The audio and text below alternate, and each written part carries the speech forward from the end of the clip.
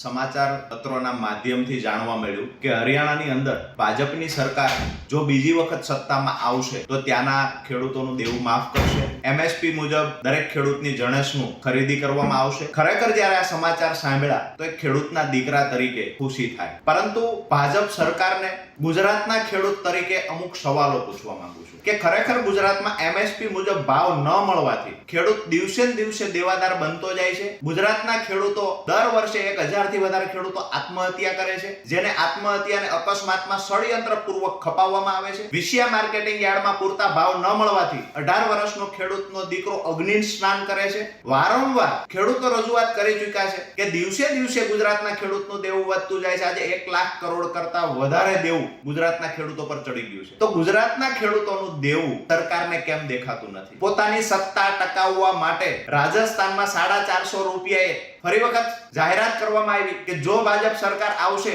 તો 450 રૂપિયા ગેસનું સિલિન્ડર આપવામાં આવશે. મધ્યપ્રદેશમાં બહેનો માટે 2500 રૂપિયા સહાયની વાત કરવામાં આવી.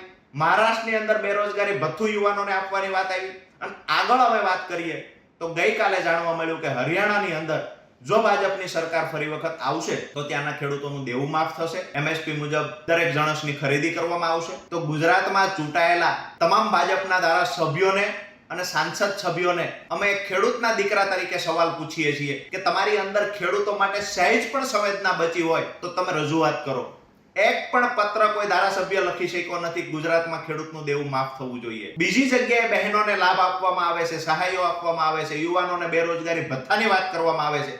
ગુજરાત માટે અન્યાય કેમ? વાત તો એવી હતી કે સૌનો સાથ સૌનો વિકાસ. અહીંયા જોઈએ તો સૌથી વધારે દેશમાં સૌથી વધારે જો ખરાબ હાલત કોઈ ખેડૂતોની હોય કોઈ રાજ્યની અંદર તો ગુજરાતના ખેડૂતોની છે. અમારી નમ્ર વિનંતી છે કે ગુજરાતના ખેડૂતોનું દેવું માફ કરવામાં આવે, MSP મુજબ દરેક જણસની ખરીદી કરવામાં આવે અને જ્યાં પણ ખેડૂતો પર અત્યાચાર થાય છે, જ્યાં ખેડૂતો સાથે અન્યાય થાય છે ત્યાં સરકાર લાગણી અને સંવેદના ખેડૂતો માટે બતાવે.